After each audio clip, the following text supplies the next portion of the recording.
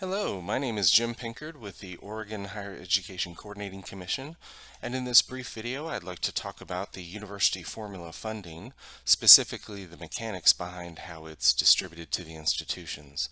We call our funding model the Student Success and Completion Model.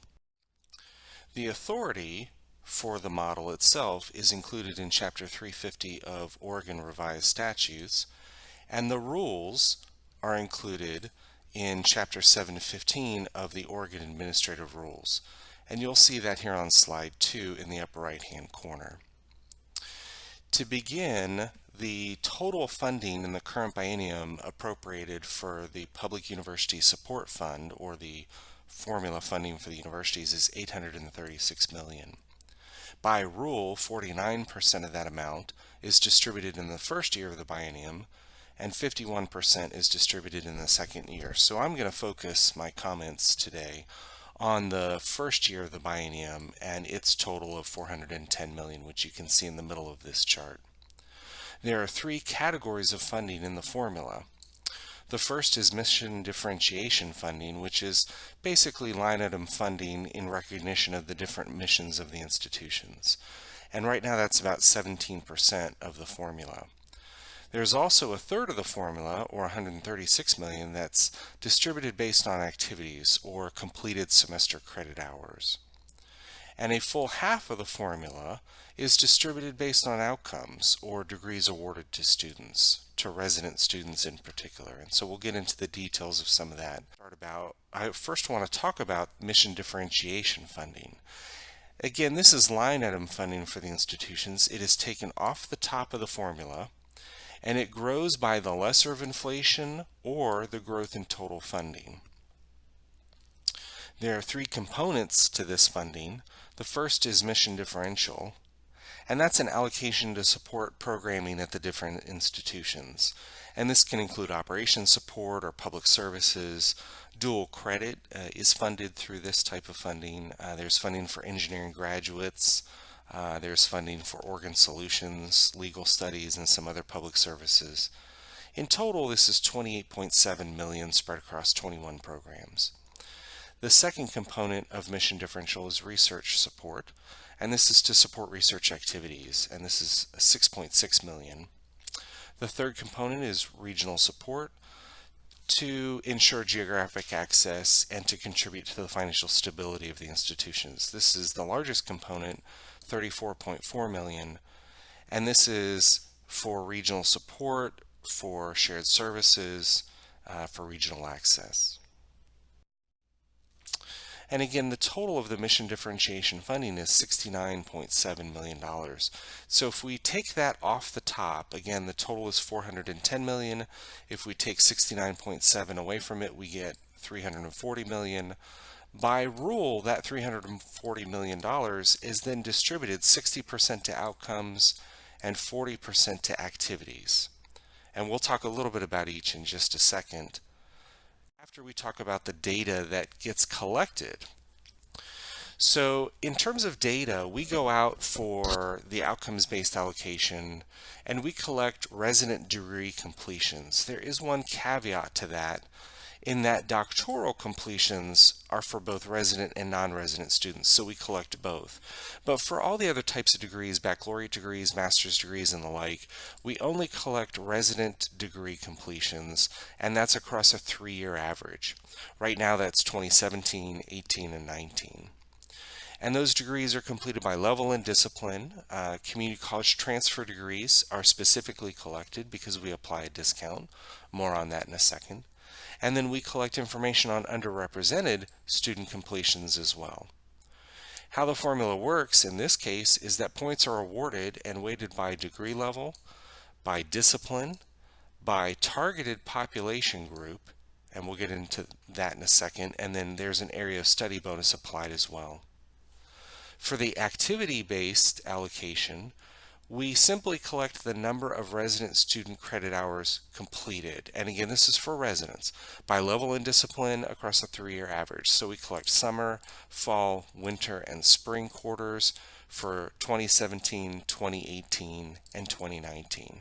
And how the math works is we apply weights by level and academic discipline.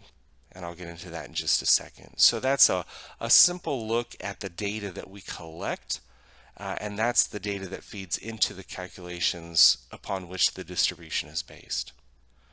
So let's first talk about the activity-based allocation. So on this slide, slide number 6, we have a hypothetical example of how the math actually works. So we, again, pull resident student completed hours, and we pull that by discipline, and we apply cost weights. And so in this first example, we can see a freshman sophomore level class.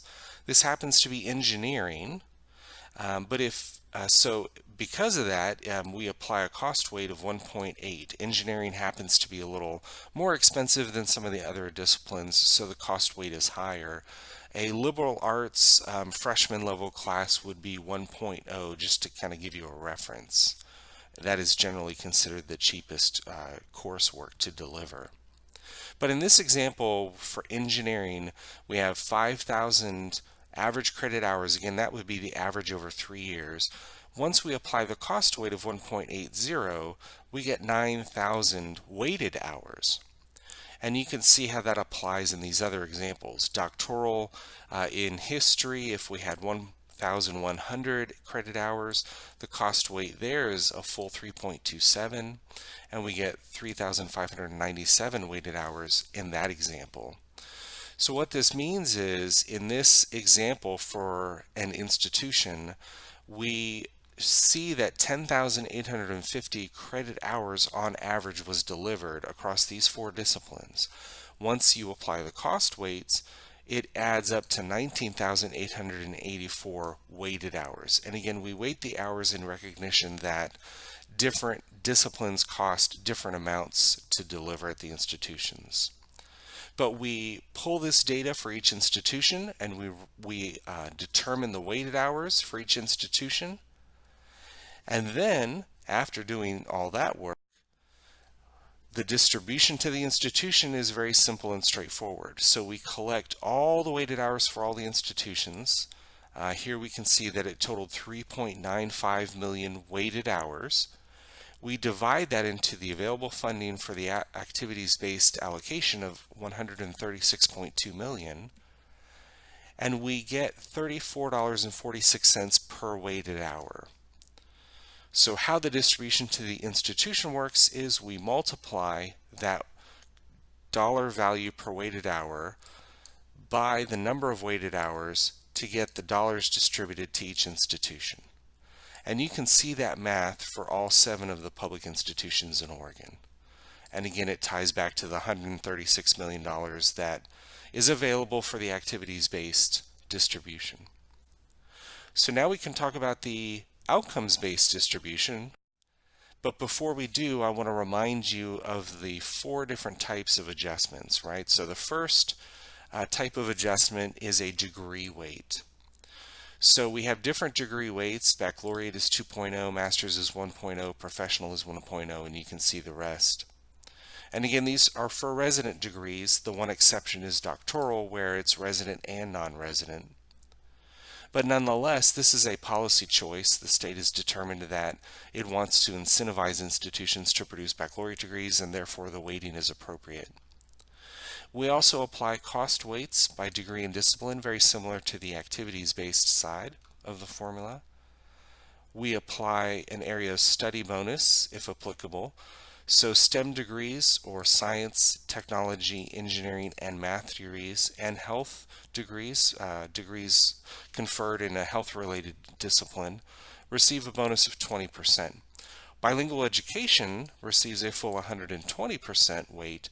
And again, this is a policy choice. The state is looking to incentivize institutions to produce more bilingual education teachers for our classrooms. It's a need that is sorely and desperate in some areas of the state, and so that's why it's in the formula.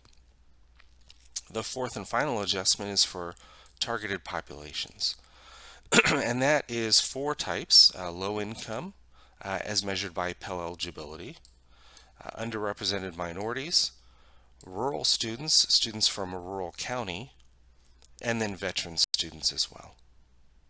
And so how does that actually work within the formula? We can see on slide 9 here, we have a hypothetical example. We go out and we collect all the student degree completions across all levels of instruction and all disciplines, and then we apply a degree weight. And so we've got a number of examples here. Let me first go over a non-transfer baccalaureate degree. So this is a non-transfer degree in engineering, and so since it's an undergraduate degree, we weight it 2.0. The cost weight is 1.85 because again it's an undergraduate degree in engineering. In this case, an area of study bonus does apply because it's engineering, and engineering is a STEM degree. Since the student did not transfer, there's no transfer discount. But once we add all these up, multiply them up, we get 4.44 for this particular type of degree. That's contrasted to a transfer degree in history. So a baccalaureate degree conferred to a transfer student, a student who transferred from a community college. They earned this degree in history. So it's an undergraduate degree, so the degree weight is 2.0. The cost weight is 1.0 because history is a little bit lower cost to deliver than engineering. The area of study bonus does not apply because it's not a STEM degree, but in this case it was a transfer student, so we apply the transfer discount of 37.5%, and when we multiply that out we get 1.25 outcomes points. So this is the type of math that we do across all the institutions, and when we gather up all of those calculations across all the institutions, very similar to the outcomes distribution, the mechanics are the same in that we add up all the points, in this case 44,667 points. We divide it into the total dollar value available of $204.2 million, and we get a value of $4,572 and some change per point.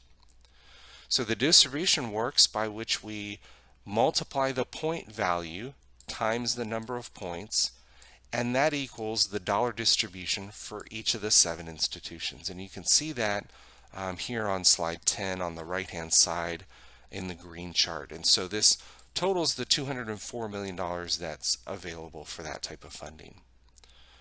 So how does this add up across all 7 of the institutions? And you can see that on slide 11, which is this chart.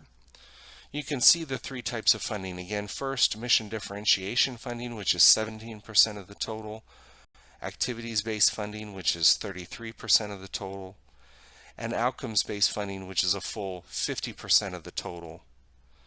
And that gets you back to the $410 million that's available in the current fiscal year 2020.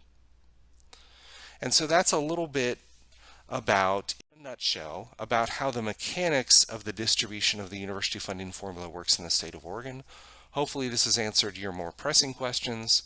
If you have more questions or are interested in more information about this topic and others, we invite you to visit our website, which is www.oregon.gov/highered, and you'll find all sorts of good information on our website. And we appreciate you listening, and we hope to hear from you soon.